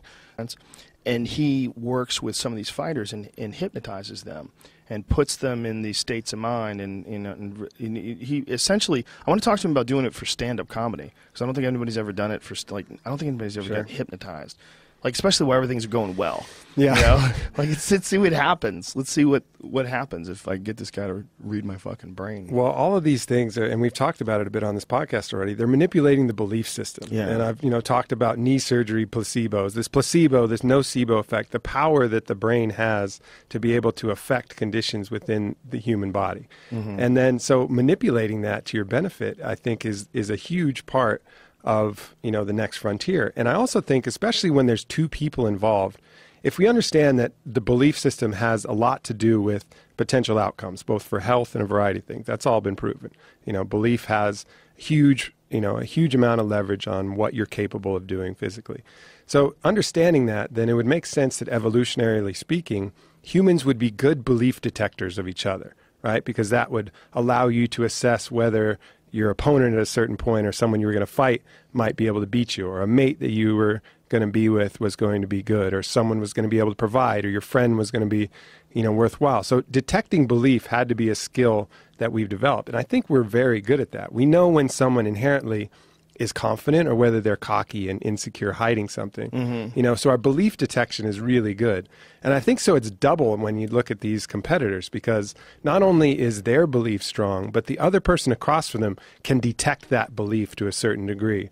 And then that might start to shake their belief if they're like, man, this motherfucker for sure believes he's going to kick my ass. Yeah. Is my belief enough to believe that that's not going to happen? So it's this kind of contest of course, both physically, but I think people are kind of measuring each other. And I think that's an advantage that, like, again, Conor McGregor has. I really believe that he believes that he is going to kick that other person's ass. So the other person, when they're dealing with him, they're like, man, this motherfucker really believes this. You know, am I sure? Am I sure that I'm going to win? And then that starts to cause doubt, and that doubt creates this negative cascade.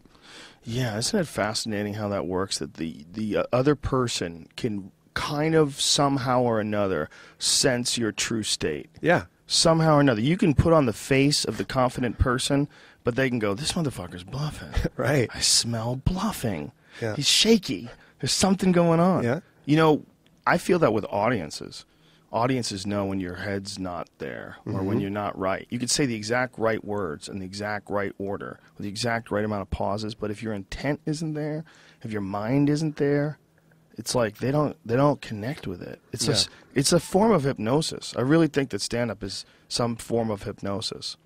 Yeah, so their belief detectors are active. If you don't really believe that you're in the pocket and you're delivering it the right way, they'll kind of sense that, and that's what I'm kind of trying it to. And then the opposite of that is fear, because fear is a belief of some probability that some bad shit is going to happen. You know, so it's almost like a negative belief mechanism. Of course, there's danger, and having, you know, danger is real, but the fear that's on top of that danger, you know, that is somewhat of a belief that some other bad shit is going to happen, and that's why it manifests. It's because it is a belief. It is a belief that something's going to happen. If you're afraid on stage that you're going to bomb, you know, that fear will start to wend its way into yourself, and you'll create that because some part of you believes that's what's going to happen. So it's almost like fear is the nocebo of regular everyday living, whereas belief is the placebo of everyday living. That's why it's so devastating when you think about people that, you know, talk about being bullied. Like some kids have gone through like really horrific bullying episodes as children, and that those. When you think about what's happening when you're getting bullied, or, you know, you're scared of someone in your neighborhood, or, you know, there's someone who's harassing you or stalking you, it's almost like they become a virus in your mind. Where someone, like, if you're in school and you have to get on that fucking bus and go, and this big fucker is going to smack you in the head every day, and you're going to be living in fear of this guy, trying to figure out where he is, that guy becomes like a virus in your head. And when you think of how meditation works, how meditation is sort of resetting you and clearing all of the programs that are in there, clearing all the things that seem to be externally dictating behavior. When you're fighting, especially when you're competing and someone's beating you at something, especially if they're talking shit, they're kind of hypnotizing you. Totally. Because they're planting their mind or their personality as a virus in your head. And then all of a sudden you are dealing with them like they're physically coming into your head and fucking with your head. Well, you're not physically getting in their head at all. They just scored on you. You know, they're kicking your ass. They just leg kicked you. And they're like, what, bitch? And they pop you with a jab. You're like, fuck. Yeah. Like, you're not... You know, you're not in his head at all. No. He's fucking you up. Their belief is getting stronger while yours is getting weaker. Yes, like you are getting hypnotized as you're getting fucked up. Yeah. That's fascinating when you think about that. And it happens not only in the cage, but beforehand. You know, you see those people who've gotten in someone else's head way early. And I wonder if this can be compared in some ways to the sense of loss we feel after relationships. Because with some people, there's a deep anger after relationships end, people break up. Because not only do they feel this sense of loss, but they feel like you took something from them. Like you took like a happiness. You took something. You took, because they kind of become a part of you. You kind of link up with each other in some sort of weird way. That's got to be similar to hypnosis in a way too, in that what's going on with all these things is the mind is far more malleable than we ever give it credit for being. The personality is far more dependent upon whim and circumstance and influence than we ever really want it to be. All these things are kind of playing out at the same time. It's not any one thing. Like, so these rigid structures that we think of as this is, well, his personality is like this. Well, he was totally different once he hooked up with her. Of course, that bitch bewitched him. She hypnotized him. But she did. You know, she, like, some women can do that to men, and some men can do that to women. They fucking turn them into a different person. It's like they bewitch you with their personality. You're getting sleepy, sleepy. This dick is only for me. You know, like, people do shit like that to each other. You know, and I think these connections of the mind are these like poorly understood interfaces that we have with each other, these poorly understood connections, and that we wanna just like sometimes we can't handle it. We want to just get distance from all being one. Just get some distance. I have to take time off, man. I'm gonna go on a vacation. I gotta get away from other her. people aren't influencing your sphere. Yeah. With relationships, I think it has a lot to do with attachment and identity. You know, you get with someone and that becomes part of your identity. I'm so-and-so's husband. I'm so-and-so's boyfriend. She's my girlfriend. You know, it becomes this part of you, your ego, your sense of identity, and you get attached to that because it's feeding you with something that you think you need, some validation. Maybe she's super hot, and that helps you feel it's like a tricky little trap that helps you feel like, man, I'm the man. My girl is super hot. You know, so that part's inside you, and then she leaves, and you're like, shit, maybe I'm not the man, because that's what was feeding you. But the key to that is you got to get to a state of almost invincibility yourself, where you don't need anything from anybody or anything. You're just free to enjoy it. That's just extra on top of it. You know, you're not borrowing anything from them to make up your identity. You're just enjoying the shit out of them and adding more, piling it on top. So when they leave, you're not really at a loss of anything. It's just, all right, I don't get to experience that extra good thing anymore. Yeah, most people don't see it that way because they watch John Cusack movies and they want to stand outside a chick's fucking house with a boombox playing some song that you used to listen to before you banged. Have you heard that country song? It's called Redneck Crazy. It's like the most absurd song ever. It's like, I'm going to park outside of your window and shine my lights through your house, shine my lights through your window, throw beer cans at your shadow.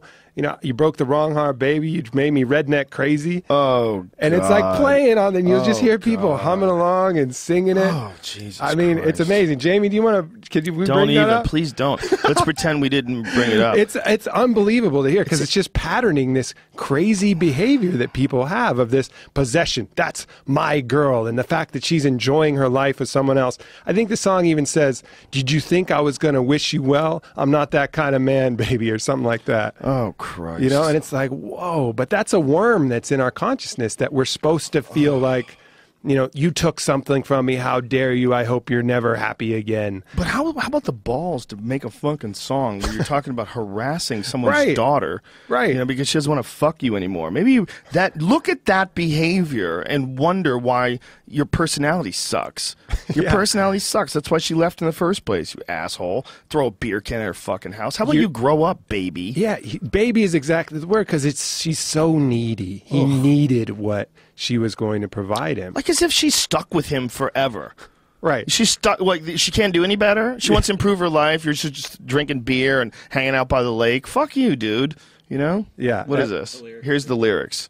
Wish I knew how long it's been going on. Oh, she cheated on him. How long you been getting some on the side? Well, a little different. Nah, he can't amount to much by the look of that little truck. Oh, that's hilarious. He can't amount to much because he has a small vehicle. Well, he won't be getting any sleep tonight. Oh, great. Okay, I'm going to lean my headlights into your bedroom windows, throw empty beer cans at both your shadows. I didn't come here to start a fight, but I'm up for anything tonight. Okay, what? You didn't come to start a fight? Right. What do you think's going to happen? You mocked his truck. Okay, you asshole. You threw beer cans. You have a fucking spotlight that you use to poach deer. Putting it through his window. You know you broke the wrong heart, baby, and drove me redneck crazy, redneck crazy. Do you think I'd wish you the best? Endless love and happiness? You know that's just not the kind of man I am. Yeah, I'm the kind that shows up at your house at 3 a.m. Oh, my God. I'm going to lean my headlights into your bedroom windows, throw beer, blah, blah, blah, blah, redneck crazy, redneck crazy. There's the chorus. Fuck. But that, I mean, and people, it's playing on pop radio because it strikes a chord. And I think some girls think, man, he really was into her. You know, he really loved her because look at what he's doing on the other side. And that's just a tricky little trap that we got to transcend. The least of my concerns. My concerns is that there'll be guys that listen to it and think it's okay to act like that. For sure. If a girl is so silly that she thinks, oh, that he just loves him. That's why he's all doing that shooting up the house shit. You think he really wants to shoot up his fucking house? He's just letting her know he loves her. There's women who grow up like that. They have a fucking black eye and they're having this conversation to their kid with a Marlboro hanging out of their mouth. Listen, sugar, your dad and I have a very passionate relationship, and I push his buttons, and he loves me. And if he didn't love me, he wouldn't fucking hit me. And I know it don't make sense to you right now, but someday it will. Yeah, that's it. That's what I'm worried about. That's this old paradigm that It's is pattern, yeah, in, right? in dire need of transcendence. And the need is basically, we have to be fully full. I think Don Miguel Ruiz makes the example of, create enough self-love, enough self-satisfaction, enough inside yourself that you don't need anything from anybody else. Your kitchen is fully stocked, so you're not starving. Yeah. A lot of people, you stock your own kitchen with your own, self-fulfillment, and then you don't need to eat any little burger that comes on the side of the road or some hot dog from a stand, whatever you can get, because you're starving.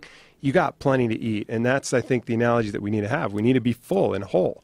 We need to have standards as human beings that we accept of ourselves. Like, what you shouldn't accept from yourself, don't accept from yourself that you're the guy that's going to be outside someone's house at 3 o'clock in the morning shining a headlight through their fucking windows and throwing beer cans. Don't accept that you're that guy. You're not that. You can't be that guy. If you're that guy, no one's going to come to you for advice. No one's going to take you seriously. You're a fucking dumbass. Yeah. You're a dumbass child who gives in to every whim. It's like someone who comes after one stroke every time. I can't help it. Like, you're a baby. You're a fucking baby. You learn some goddamn discipline. Yeah, it sucks. Yeah, you feel lonely. Yeah, you get depressed. Go on Tinder, stupid. Find some more chicks. They're everywhere. People want to fuck. They love it. That's why there's so many of us. What are you doing, man? You tell me you get this one chick, you can't get another chick? Go get another one, stupid. And he will, too. That's the thing. Do you not have any friends? Do you not have any friends? Anybody who talks you through it? And goes, dude, come on, let's go. So what? Yeah. People get so goddamn connected when they date. They get so fucking connected that they feel like you stole something from them. You've been getting some pleasure from another entity. I ain't tolerating it. Sent us bust up your sleep patterns. I'm gonna fuck with your beta waves. I'm gonna kick your fucking REM sleep right in the dick. You fucked with me. You fucked with my sleep. I'm the type of fella that fucks with your sleep back. Yeah. And that's what he's doing. He's a fucking baby. It's like my 4-year-old and my 6-year-old were having an argument today because my 6-year-old was letting the 4-year-old write on her paper for a while. But then she's like, write on your own paper. And she wrote a little bit more. And she's like, I said write on your own paper. Then she wrote on her paper. And she tried to write on her. And they were going back and forth, writing on each other's papers. Like, whoa. Settle the fuck down. Stop trying to hurt each other. This is not how you do it this. Okay? We got to learn how to communicate here. But they're 4 and 6. They're not a fucking 30-year-old man with a pig truck. Big old jacked up truck. Yeah. I saw his little truck. He ain't got shit. He ain't a man. What kind of little ass his fucking truck came from another country too. Goddamn driving a Toyota truck. What do you want, reliability? Yeah, that's the process of growing up. It should be learning to transcend those initial feelings. Like, yeah, that's of course reasonable when you're 4 and 6. We're little monkeys in this crazy world. We're sorting shit out. But then as you get more practice at that should become more and more absurd with every passing year. If we just committed to not going after people and fucking with people's lives, like showing up at someone's house 3 o'clock in the morning and shining your headlights and just commit to never going there. Never doing that kind of shit. Like never showing up at someone's house and starting a fight. Never, it's just all that, put all that aside, the world will get like 90% better. Like instantly. If everyone had a standard of behavior, like we kind of trust that, people in this town, they don't fight. You could talk things out. Most dudes in this town are rational. Imagine if you had a town like that. You're like, where is this place? Oh, it's just it's right outside of Seattle. This one town, like everyone's cool. Like what? That's a pretty sweet place to be in. Of course. Well, he's got his tribe that actually lives right near him, which is obviously the best case scenario. They're all living on one street. Yeah, houses that they all own. They just bought houses next to each other. That's so clever. Absolutely. And nobody does that. Everybody says they want to do that, but nobody does that. Nobody does. And it's probably the single thing that would improve people's quality of life way more than the neighborhood or whatever other reasons they're living somewhere, is being around the proximity of those people who enrich your life, make it better. Well, Uriah's a real leader, and what he's figured out how to do there is to create this atmosphere. First of all, super supportive, recruits guys. Recruited TJ Dillashaw, who's the champ in his weight class. And then when they offered him a shot at TJ recently, he's like, yeah, you know what? I'll fight Frankie Edgar at 145. Let's have a fucking super fight. Let's get crazy. Yeah. You got to love that, right? You got to love that he thinks like that. I just love that setup of all the houses on a block. Yeah, and that's going to be possible for some, and I think that's great. And one of the great things about what he's done to really make tribe, you got to go back to ritual and these different bonding experiences that allow you to reach that level of trust. Shared suffering. The people that you've been in combat together, like Uriah and all his people. That says a lot, because at a certain point, there's a lot of ways to test people, to a certain degree, and go through something together. Obviously, physical exertion like that, like rolling with somebody, you learn a ton about them, or doing a psychedelic experience with somebody. You both drink a coffee cup full of ayahuasca, you're going to learn a lot about somebody at that point. Same with all of these different rituals that have been developed. Put your hand in a mitt full of bullet ants. You're going to learn a lot about a motherfucker, what happens when that pain hits and it's overwhelming. And those were key parts of these societies that we've lost, and it just kind of happens to certain people, and you get this closeness, and I think intentionally bringing that back is going to be really important as well as these new tribal units form. Well, we have education in as far as mathematics, we have education as far as history, we have education as far as grammar and English and language and literature and all these different things that we teach as standard in school. But we don't teach men, especially. We don't teach men martial arts. And I think that martial arts, just having the ability to understand how to use your body to defend yourself, psychologically alleviates so much pressure that some people just face and go through life with. They can't defend themselves. And the psychological relieving of that, I think, is an aid to enhancing and understanding other aspects of your life. Also, along the way, while you're doing martial arts, you're doing something difficult. And you push yourself very hard, and you learn about, like, what are these feelings inside you that make you want to quit when you know you can keep going. If the instructor goes, keep going, 30 seconds left, and you're like doing a flurry on the bag, and you just want to stop.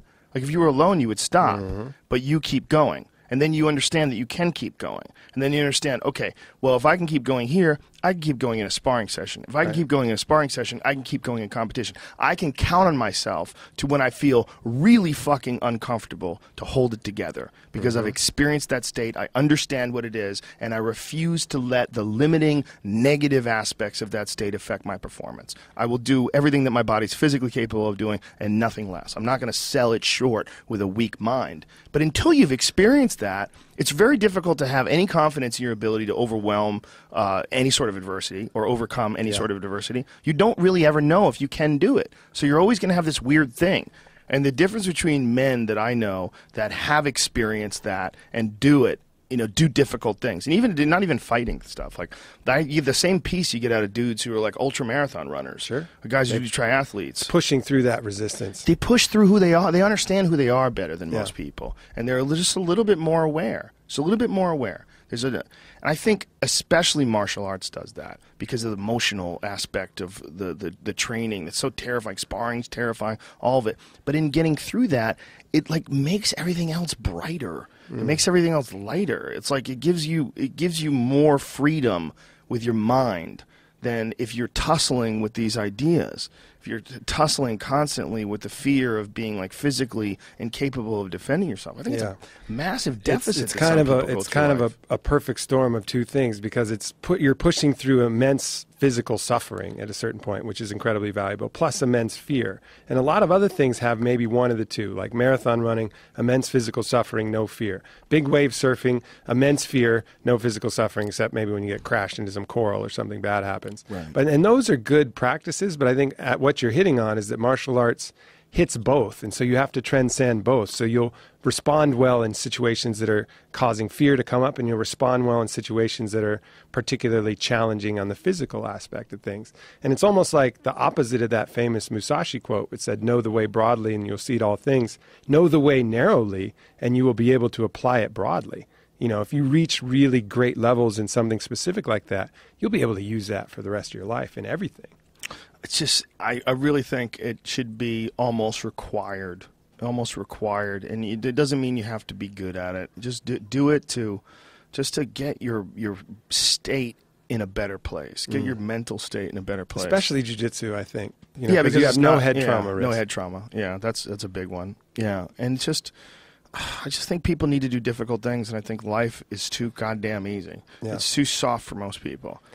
And as far as like character building, like character is only like built necessarily under pressure. It's very hard to build character, you know, when you're just a person who's won the lottery when you're 3 and you sat around all day eating cake. You just, where's your character? Like, where is it coming from? Like, you kind of have to go through some shit. And I think that's one of the issues with a lot of people in this kind of new age movement, and hippies, if you want to call them, or whatever your name for them, might be, the people in that consciousness movement, let's say, is that there's some part of you when you meet some of them who haven't really been tested where you think, I see that you haven't really tested yourself under immense pressure, and that you get this kind of feeling like, what happens if things really get shitty? Am I going to be able to count on you and trust you? All of these things that you're proposing, are they all going to go to shit? I have an instinct that they might. And so I think everybody on both sides are missing this kind of the dualism of having both, of being able to reach, high levels of consciousness, but also put yourself on a mat with someone who inevitably in 30 seconds to 5 minutes is going to choke you out. Know that you're going to go through that, and what that goes through your body. Being able to do both, I think, is the next wave. Too many times people are on the polarity of that. They're one or the other. They're either really good at the jiu-jitsu side, but they haven't, pushed through the realms of consciousness, either through Kundalini or psychedelics or meditation or these other things. And conversely, on the other side, they haven't tasted what it's feel like to push through extreme fear and adversity.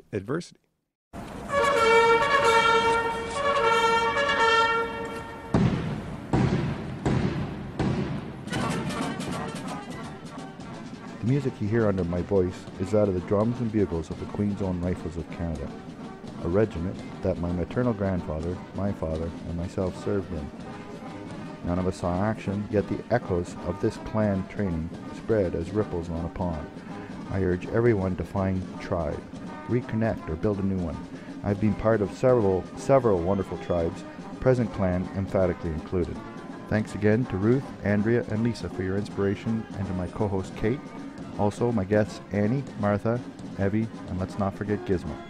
Musical guests were Josh Woodward and Bourgeois. Episode 6 is on the way. I have no idea what we are doing. That's the coolest part, and I can't wait to find out what it's going to be like. Thank you, and cheers.